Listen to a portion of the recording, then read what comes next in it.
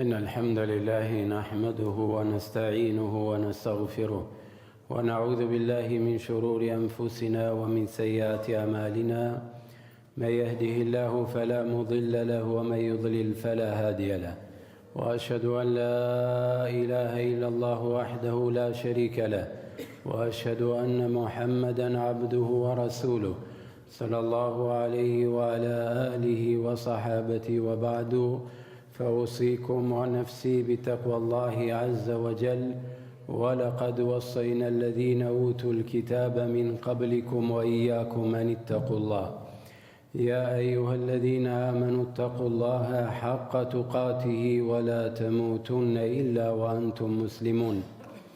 Të nderuar besimtarë dhe besimtare, filloj me emrin e Allahut subhanahu wa taala.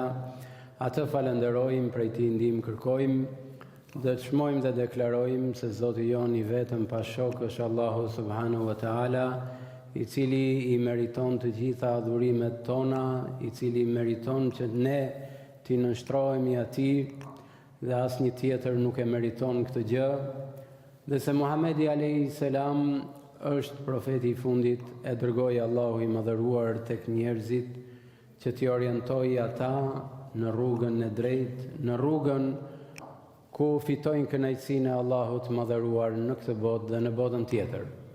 Të nderuar besimtarë, Allahu I madhëruar gjithmonë na porosit në Kur'an që të respektojmë kufit që ai ka vendosur, të praktikojmë ato gjëra të cilat ai kërkon prej nesh dhe të largohemi prej ndalesave të tij, sepse në këtë mënyrë do ta kryejmë atë që kërkohet prej nesh dhe qëllimin pse Zoti I madhëruar na ka prunë në këtë jetë. Të nderuar besimtar, ja dhe ku ditët e Ramazanit ecin jo vetëm kaq, po vrapojnë. Pra iku java e parë e Ramazanit, e cila afërsisht është qereku, pa u ndjerë dhe kështu do t'iki I gjithë Ramazani. Po pyetja është se sa ne përfitojmë prej këtij muaji, sa ne përfitojmë nga adhurimet në këtë muaj, se sa reflektojmë dhe lë gjurëm Ramazani në jetën tonë. Ndaj dhe unë duhet të ndalem me disa reflektime të cilat besimtari duhet I ketë parasysh kur agjeron.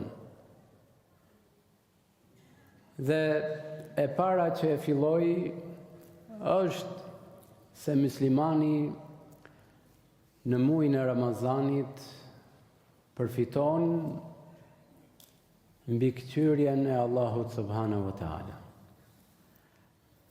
Pra, ai gjatë ditës së agjërimit e beson dhe e praktikon se Zoti e shikon atë, e dëgjon atë. Për këtë arsye agjëron edhe kur është vetëm.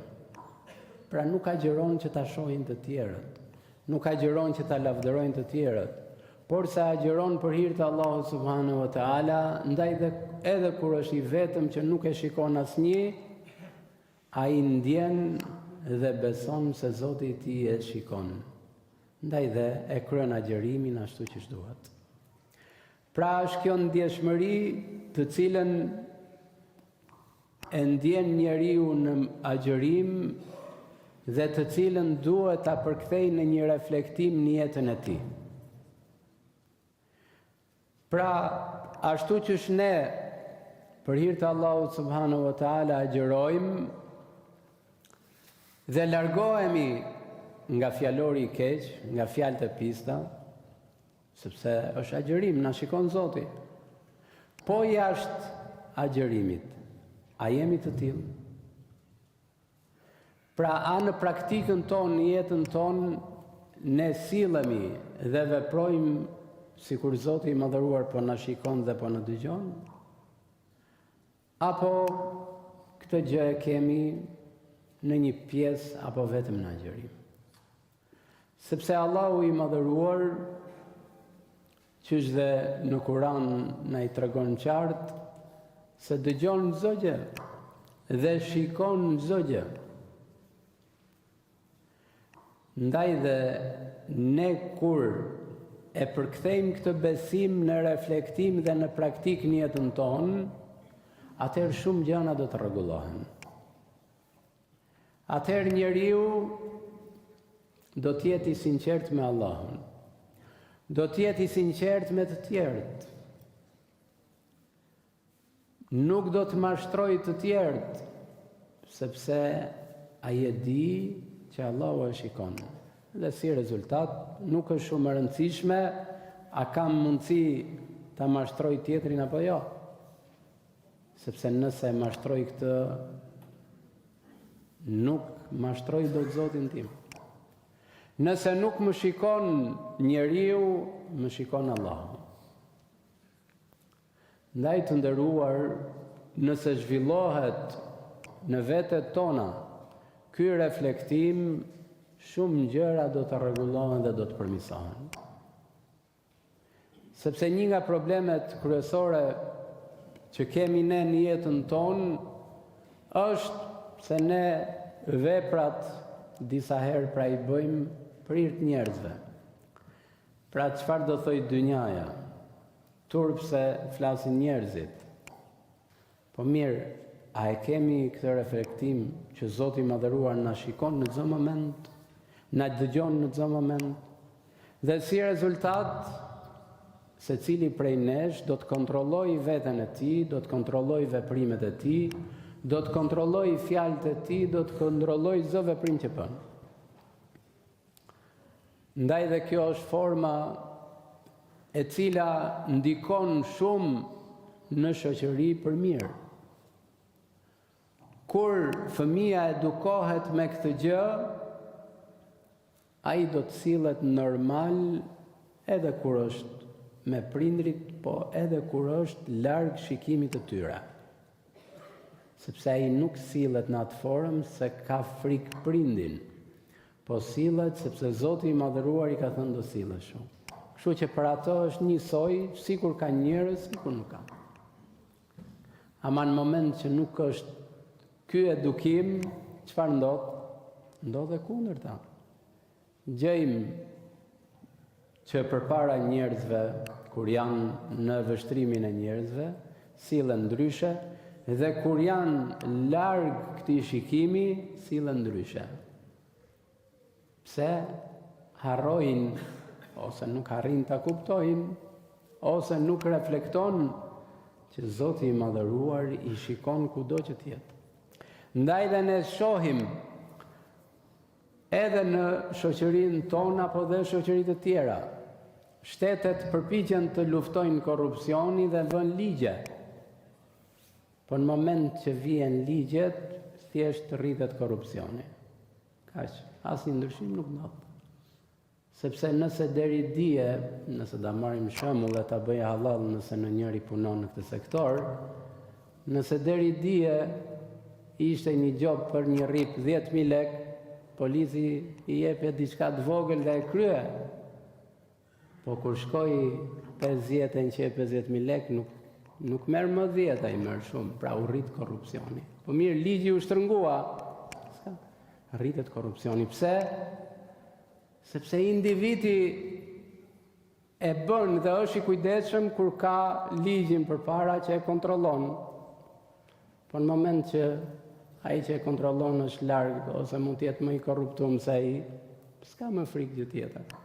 Kështu që do pagoje gjobën e shtetit 200.000 lek, me 20.000 lek, me 30.000 lek e kryeve. Se nuk ekziston Zoti dhe marrëdhënia që Zoti po më shikon. Ndaj dhe dështojnë shumë herë këto ligje të cilat shtrëngohen dhe në fund fare shkojnë në rritjen e korrupsionit. Dhe kështu është e gjithë jeta. Ai I cili ka punëtor të rri sa do te koka, do t'ja gjejnë hilen të mashtrojnë, do t'ja grabizin në diçka nga arka, se mundësia është. Ama kur ai punëtor aty në atë arkën që të bën arkën që të bën punën, shikon dhe beson se Allahu e shikon atë, s'prek gjë, as 100 lekë nuk të prek. Sepse nuk të ka frikë pronari, nuk ka frikë ligjin, ka frikë Allahun subhanahu wa taala. Ndaj të nderuar, është shumë e rëndësishme që ne të përfitojmë nga ky muaj këtë reflektim. Pra sikur ne të dalim nga ky muaj vetëm me këtë, kemi fituar shumë. Dhe vërtet kemi agjëruar. Tregohet në kohën e Umerit radhiyallahu anhu, kur ishte i pari i vendit, dilte natën dhe bënte xhiro, shifte si është gjendja. Dhe e tërhoqi një bisedë që dëgjoi midis 2 grave. E bia dhe nëna e vet. Nëna e vet i thot, o bi, ati qumshit hidhi pa kujt. Shto, jena mësur ne, apo jo? I thot, o nëna ime, po Umeri e ka ndaluar, pra ligji. Ligji e ndalon këtë gjë. I thot, Umeri është në shpinë e vet, nuk na shikon. I thot, kjo vajzë e devotshme, nëse nuk na shikon Umeri, na shikon Zoti Umerit. Pra, edhe në shoqëri besimtare, ligji nuk bëri dobi, po bëri dobi ky lloj edukimi. E ku I kemi këta njerëz sot ne? Ndryshimin e bjen këta njerëz të cilët kanë këtë edukim. Një musliman I mirë është I tilli, dhe jo ai I cili përpara njerëzve është I devotshëm dhe nga pas ka fatkeqësi të mëdha. Ndaj dhe zhgënjehen ndonjëherë dhe njerëzit që nuk e njohin Islamin prej nesh. Sepse kur jemi në xhami, mashallah, musliman të mirë, kena ardhur për hir të Zotit. Kur dalim matan tek marrëdhëniet me njerëzit, tek biznesi, tek parja, tek kjo, tek ajo, jena krejt ndryshe. Pra nuk jemi ajo që duhet jemi. Pse? Sepse nuk ka reflektim. Këtu në xhami më shikon Zoti, duhet me u fal, duhet marrë me abdes, nuk bën me u fal pa abdes. Duhet me agjëruar, s'bën me ngrënë dhe pirë kur je vetëm. Po, kur del nga dera e xhamis, a vazhdon të shikoj me Zoti apo të shikon vetëm kur je në xhami? Kjo është shumë e rëndësishme. Shumë prej nesh të nderuar veprojnë sikur Zoti nuk I shikon. Edhe pse e besojmë, se po nuk e besove, pastaj është çështje tjetër, është problem I madh. E besojmë që Zoti na shikon, po sjellja jon është sikur nuk na shikon. Ndaj të nderuar, të jemi të kujdesshëm nga kjo gjë. Ndaj dhe Umeri radhiyallahu anhu e vlerësoi lart këtë vajzë e cila e kishte këtë besim dhe shkoi tek djali I vet, I tha kam gjetur një vajzë për nuse. Sepse ajo ishte që ta merrje për nuse. Sepse marrëdhënia e saj ishte ndërtuar që më shikon Zoti u krye. Se nëse nuk ekziston kjo, atëherë rrugë sa të dush, nxirr ligjet sa të dush, bëu jashtë për sa të duash, nuk rregullon gjë. Përkundrazi, më tepër ndërlikohet situata. E lutim Allahun e Madhëruar që të na bëjë prej atyre të cilët ashtu që agjërojmë për hir të Allahut të Madhëruar dhe kujdesemi shumë që mos bëjmë asnjë gabim dhe asgjë e cila ndalohet edhe kur jemi para njerëzve, kur jemi në vetmi, kështu ta kemi ndërtuar dhe jetën tonë. Ai I cili punon në një punë shteti, të jeti kujdesshëm. Lëre ligjin njan. Ligjit ja bën dërmanin.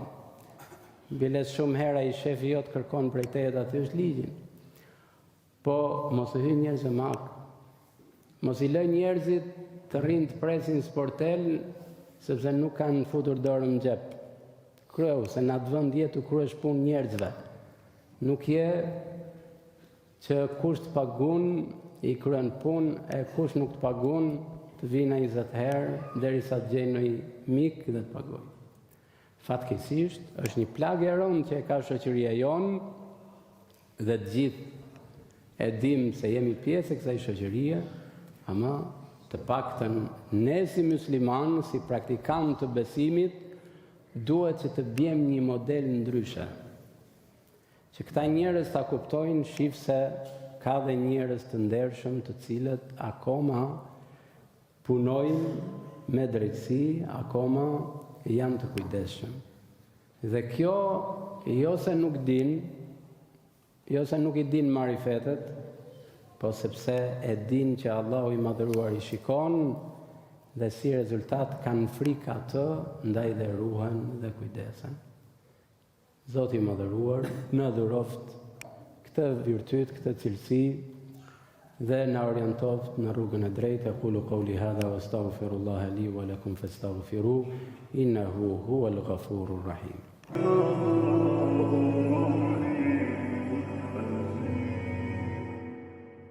Alhamdulillahi Rabbil Alamin, wa salatu wa salamu ala Rasulillahi Lamin, wa ba'd. Të nderuar besimtar, reflektimi i dytë që dua të përmend në këtë hutbë të sotme është se muslimani përfiton nga muaji i Ramazanit që adhurimin duhet ta bëjë dhe ta veprojë ashtu siç na ka mësuar Muhamedi alayhis salam, i dashuri jon profeti i Zotit. Për këtë arsye ne vrejmë në agjërim se si njerëzit kujdesen që ta bëjnë çdo gjë me rregull, që mos gabojnë. Biles ndonjëherë vinë dhe pyetje që për dikon që është musliman prej vitesh duket dhe si qesharake. Ama ai person që e bën atë pyetje e bën sepse do që agjërimin ta bëjë ashtu që s'duhet. Pra ashtu që na ka mësuar Islami, që na ka mësuar profeti Muhammed alayhis salam. Po pyetja përsëri dhe këtu si tek e para, jashtë Ramazanit. Në sjelljet e tjera, në veprimet e tjera, a jemi të tillë? Pra a ne, kur duam të kryejmë një veprim, një adhurim, pyesim se si na ka mësuar Islami, çfarë ka thënë profeti Muhammed alayhis salam për këtë gjë? Apo shkojmë e bëjmë, e veprojmë, edhe pasaj ndoshta kujtohemi që të pyesim. E sidomos ndodh kjo në vendin ton ku e kemi dhe si për turp me pyet. Biles ndonjëherë e kemi dhe si ulje që të pyesim. Sepse në moment që nuk pyes, domethënë nuk di, domethënë i ndërtojmë vetes tona shumë gjëra. Jo i nderuar. Ai i cili nuk di dhe nuk është turp mos me ditë. Turp është me bërë si ditur dhe turp dhe mëkat është të flasësh në emër të fesë gjë që se di. Ndaj, muslimani duhet jetë i kujdesshëm në jetën e tij, kur do me vepruar diçka të shohin se si është nga ana fetare. Dhe gjithmonë e them dhe e përsëris të nderuar, nëse ne i themi vetëve tona musliman, atëherë për çfarë arsye nuk e ndërtojmë jetën tonë si musliman? Ose për ndryshe i bie që në vetët tona ne kena një problematik të madhe. Ndryshe besojmë, ndryshe flasim dhe ndryshe veprojmë. Pra unë jam musliman, po s'du që t'jetoj si musliman. Unë jam musliman, po shif se janë e ca gjëra që më prishin pak të rezin. Kjo është problem. Kjo nuk do të thotë që njeriu s'ka gabime. Kjo nuk do të thotë që njeriu do të gabojë. Është krejt normale. Sepse njerëz jemi dhe gabojmë.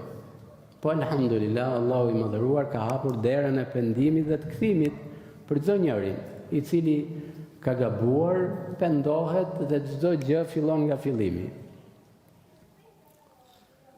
Por se është shumë e rëndësishme që ne në adhurimet tona, në jetën tonë, ta ndërtojmë ose të përpiqemi ta ndërtojmë ashtu që besojmë. Ndaj dhe Allahu i madhëruar thot në Kur'an: "Ja ayyuhalladhina amanu udkhulu fi silmi kafa wala tattabi'u khutuwati shaytan." Pra ajo që keni besuar, hyni në Islam totalisht. Pra mos e merrni pjesë. Pra disa gjëra i marr nga Islami, disa gjëra vallai po i marr këtu tek ky vendi tjetër. Kuptohet, kur bjen ndesh me Islamin, nuk kemi për qëllim gjëra të cilat janë të lejuara. Pra, ditën e agjërimit e Ramazanit agjëroj, natën shkoj tek harami. Në Ramazan në xhami, pas Ramazanit tek harami. Ky nuk është ajo që ne duhet përfitojmë dhe të reflektojmë nga ky muaj i agjërimit. Reflektimi dhe përfitimi nga agjërimi është që ne duhet të ndërtojmë jetën tonë ashtu që dëshiron i Madhi Zot.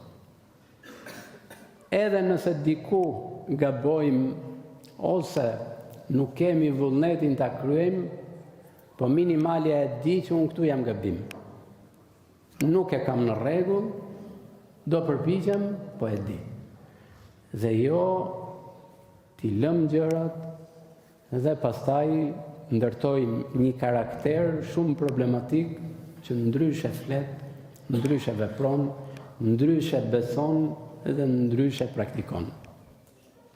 Dhe ky është një problem i madh, ndaj të nderuar, Islami është shumë i qartë, Kurani është shumë i qartë, praktika profetike, syneti, tradita e profetit alayhis salam është shumë e qartë për çdo njërin i cili e kërkon të vërtetën.